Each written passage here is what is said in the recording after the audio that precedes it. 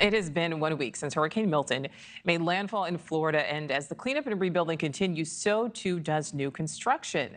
New data shows tens of thousands of new properties have been built in high-risk flood areas in recent years, despite the growing threat of destructive hurricanes in the state. That's setting up a potential showdown between real estate and insurance agencies. Correspondent Brooke Schaefer is live in Miami. So, Brooke, the governor has said hurricanes will not weaken the demand for homes on Florida's Gulf Coast.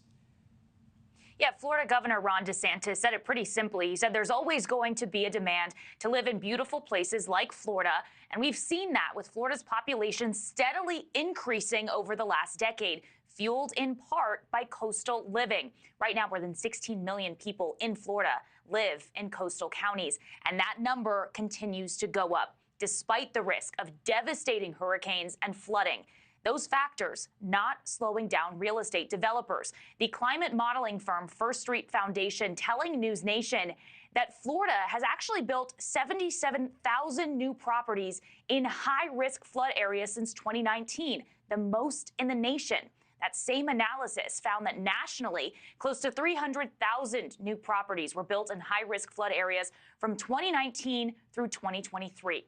These numbers, they've become especially concerning for some, including a disaster risk reduction expert who said that in many states, we are a good-sized hurricane away from breaking the entire insurance system. We got to a situation in our country that while we don't lose as many lives in storms, though Helene unfortunately was an outlier in that regard, our losses are rising because we have more people coming to the coasts, and we have therefore grown our exposure to these storms, and we have a climate that's changing. That's going to be, regrettably, no pun intended, the perfect storm that is probably going to require us to reimagine insurance, maybe in painful ways, and to start having more candid discussions about retreat. Because there will be, for some families, very little possibility of insuring or building to withstand what might be coming. Now, FEMA recently looked at what's called severe repetitive loss properties. It's a designation that covers homes that have severely flooded more than once. And they found that there are 45,000 of these properties in the U.S. At the end of 2022, about 3,100 of those severe loss properties were in Florida alone.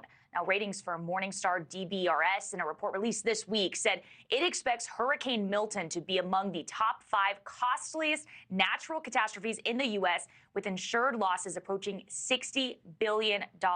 So experts now warning that we have gotten ourselves into a difficult situation with the insurance industry across our Gulf and Atlantic coast, saying that we need to build better before to mitigate the toll of these massive storms. Nichole? All right, Brooke Schaefer live in Miami. Thank you.